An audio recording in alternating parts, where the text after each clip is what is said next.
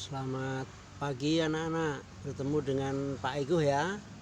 Kali ini Pak Iguh menyampaikan materi di posisinya di luar kelas ya, supaya lebih rileks ya. Jadi kita kalau dihitung pertemuan sudah ketiga, tapi kalau dihitung materi kita masuk pada materi yang kedua ya anak-anak ya. Pesan Pak Ego, kalau kalian punya buku, yang di buku itu dibaca saja ya, dibaca untuk menambah pengetahuan, menambah wawasan ya. Tapi Pak Ego saat ini belum bisa kontak komunikasi dengan video call atau apa ya, karena apa? Pak Ego masih memperhitungkan daya tampung HP ya, karena Pak Ego belum mendalami Google Classroom ya. Jadi tiada rotan akar pun jadi ya. Jadi Pak Ego menggunakan sebisanya aja ya. Dengan recorder ini kayaknya kita sudah bisa ya. Jadi ini juga sebuah praktek ya sebenarnya, bahwa Pak Ego punya kelemahan berbeda dengan mungkin guru-guru yang lain. Tapi Pak Ego mencoba, inilah yang bisa Pak Ego lakukan sambil dalam perjalanan membenahi diri menjadi lebih baik lagi ya. Jadi berbeda untuk saling melengkapi ya. Kita lanjutkan. Nah, ini penting ya anak-anak ya. Jadi kita belajar agama untuk apa sih? Kita memiliki tujuan ya. Jadi dengan adanya tema kedua ini, diharapkan setelah kita belajar yang pertama, kita bisa bersikap hormat kepada lawan jenis ya, sebagaimana kita menghormati diri sendiri ya. Jadi kalau kita sebagai laki-laki ya bisa menghormati perempuan, teman kita perempuan, tidak kita lecehkan, tidak kita rendahkan, tapi mereka itu sama ya dengan kita secara martabatnya.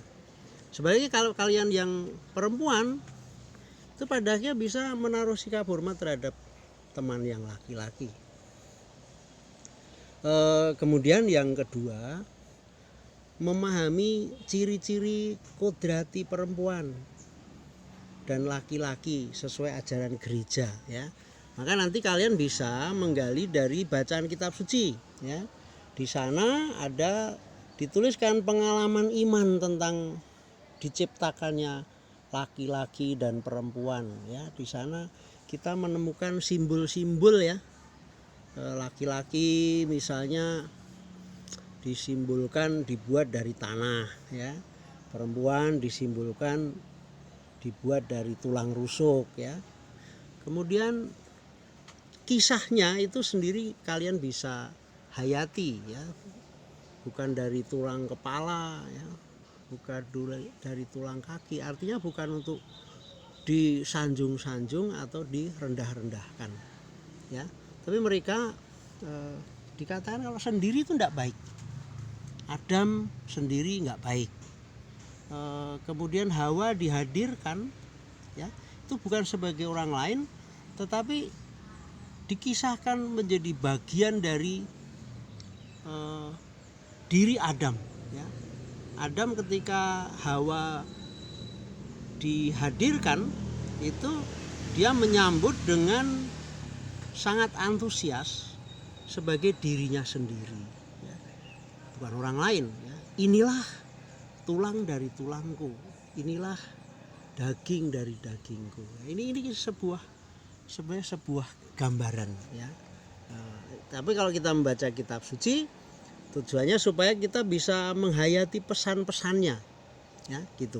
Oke, itu ya tujuannya itu ya. Jadi kita nanti memiliki sikap yang sangat berbeda dengan apabila kita tidak memahami tentang ajaran kitab suci. Nah, sekarang kita mencoba untuk apa ini? Ini ada yang hilang teksnya. Intinya di situ ada yang tidak muncul. Itu ketutup apa ini ya? Yang tidak muncul itu Pak Ego ingat, itu Pak Ego tuliskan. Kita dalam proses pembelajaran ini coba kita mengamati pengalaman hidup dalam keluarga. Kita dibimbing oleh kedua orang tua, ya, ayah dan ibu, ya. Nah, kalau kita memperhatikan ayah itu memiliki kelebihan dan memiliki juga kekurangan, tapi sedangkan ibu juga memiliki kelebihan dan memiliki kekurangan, ya. Pak Eko punya pengalaman singkat ya, tapi saya ceritakan nggak terlalu panjang lah. Pengalamannya begini, dulu kalau sama ibu itu kalau ngomong banyak sekali, bicara banyak sekali, marah-marah banyak, tapi anaknya nggak takut, ya. Sedangkan bapak itu tidak banyak ngomong, kalau anaknya nggak bener, sudah dinasihati ibu banyak kali tidak mendengarkan, bapaknya datang, nggak banyak ngomong, tahu-tahu mbak kemoceng, sabet aja jebres gitu, ya. Jadi ini cara ibu menasihati itu berbeda dengan ayah menasihati, tetapi sebagai anak menjadi sangat bangga ya, karena dengan ibu kita diajari untuk tidak takut sama orang tua. Dengan bapak kita diajari untuk kalau tidak nurut orang tua ada sanksinya. Jadi kita menjadi lebih disiplin. Coba bayangkan kalau orang tua kita itu sama, ya. Ya, bayangkan aja bapak pakai rok lah, ya, kasarnya begitu ya, atau ibu juga, wah seperti persis sama bapak, ya. Kita tidak mengalami pendidikan yang lengkap, ya. Sama juga kita bayangkan ya, seperti Pak Ego ini dulu pernah TK, ya. Sekarang sudah lulus di perguruan tinggi. Bayangkan kalau dari TK sampai perguruan tinggi gurunya hanya satu, ya. Misalkan saja kalau di Strada kamu diajar dari TK sampai nanti kamu kuliah hanya Ibu Pi saja atau Mem Priska saja, ya. Ya, tidak ada guru yang lain. Apa jadinya? Kalian tidak punya pengalaman berinteraksi dengan berbagai macam karakter yang memperkaya, gitu ya. Nah, ini salah satu contoh pentingnya memahami tentang perbedaan. Nah, kalau di rumah ya, sekarang perbedaan itu bagaimana? Kita misalnya punya adik perempuan, ya, lebih lemah dari yang laki-laki ya. Nah, itu di Pak Ego tuliskan. Andai kan adik kita perempuan itu diberi tugas ya, karena dia ringan ya sudah menyapu. Ya, menyapu kan ringan tuh, mengangkat sapu. Nah, sedangkan saat menyapu di meja, di kolong itu mejanya berat, ya. Lalu mau disapu juga susah karena mejanya agak luas ya. Jadi, nah tapi ada kakak bisa membantu, kakak yang laki-laki, wah bisa menunggingkan meja tersebut sehingga adik yang perempuan tadi yang tidak kuat mengangkat meja bisa memudahkan untuk menyapu kolong tersebut, ya. Ini contoh ringan dalam keluarga, adik perempuan dan kakak laki-laki bisa belajar saling melengkapi, ya, dalam membantu orang tua. Nah, ini kalau dibina terus dengan semakin beragam, semakin kompleks, semakin banyak variabelnya, itu kita bisa berkembang ya menjadi laki-laki dan perempuan, tetapi tidak saling merendahkan, tetapi justru saling bisa melengkapi, bekerja sama, ya. Nah, ini inti-intinya demikian, ya. Cukup deh pelajarannya begitu aja, karena pelajaran BDR Pak Ego nggak mau idealis ya. Pokoknya anak-anak ada satu kegiatan, ada informasi dari Pak Ego yang bisa diserap, tapi juga di samping itu ada satu niat ya, secara otodidak atau belajar mandiri dengan membaca ya, tidak harus selalu dibimbing oleh orang tua atau guru ya. Nah tapi ada supaya nanti ada satu instrumen untuk menilai ya, maka Pak Ego memberikan tugas. Selama BDR Pak Ego nggak akan beri tugas yang berat ya. tugasnya singkat saja, ditulis ya, jangan dikirim ke WA dulu. Kalau dikirim ke WA, HP Pak Eko nggak muat ya, malah nggak bisa kebuka ya.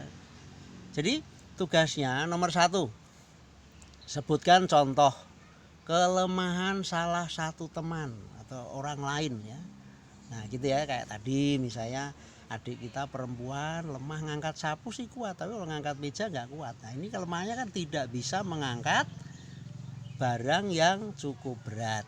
Nah lalu tugas yang kedua, apa yang bisa kalian buat agar melengkapi kelemahan teman ya. Itu nanti kan diceritakan singkat. Ketika adik saya menyapu dan di bawah meja yang berat itu ada sampah, saya menolong menunggingkan meja sehingga adik lebih dipermudah di dalam membersihkan lantai. Begitu ya. Ini salah satu model cara hidup saling melengkapi dalam kehidupan yang berbeda ya. Jadi di kecilnya adik laki-laki dan perempuan, lebih luas lagi ya seluruhnya karakter laki-laki dan perempuan ya. Nanti intinya kalau lebih luas lagi memang di dalam kehidupan itu ada yang memiliki kelemahan, ada yang memiliki kekurangan, sampai orang belajar untuk memiliki karakter saling melengkapi, bukan saling menuntut ya. Jadi jangan mentang-mentang kita ahli atau bisa unggul dalam hal tertentu lalu memaksakan orang lain bisa berbuat seperti kita ya. Kita harus nyadari kalau ada orang lain yang lemah, kita bisa membantu apa. Jangan justru menekan kelemahan orang ya. Belum tentu orang yang kelihatannya lemah itu dia lemah betul-betul ya, tetapi bisa saja dia memiliki keunggulan yang memang tidak ditonjol-tonjolkan. Begitu aja anak-anak. Saya kira cukup pelajaran dari Pak Eko. Kita akhirnya akhiri dengan mohon berkat Tuhan ya. Semoga Tuhan beserta kita sekarang dan selama-lamanya. Semoga kita sekalian, keluarga kita dan seluruh orang yang kita cintai senantiasa dibimbing oleh berkat Allah yang Maha Kuasa. Dalam nama Bapa dan Putra dan Roh Kudus. Amin. Anak-anak selamat beraktivitas ya, dan terus memiliki kreativitas untuk belajar percaya diri menggunakan kemampuan-kemampuan kita yang ada sehingga kita terus tumbuh dan berkembang. Oke, selamat beraktivitas. Salam. Semoga Tuhan memberkati kita. Amin. Dadah.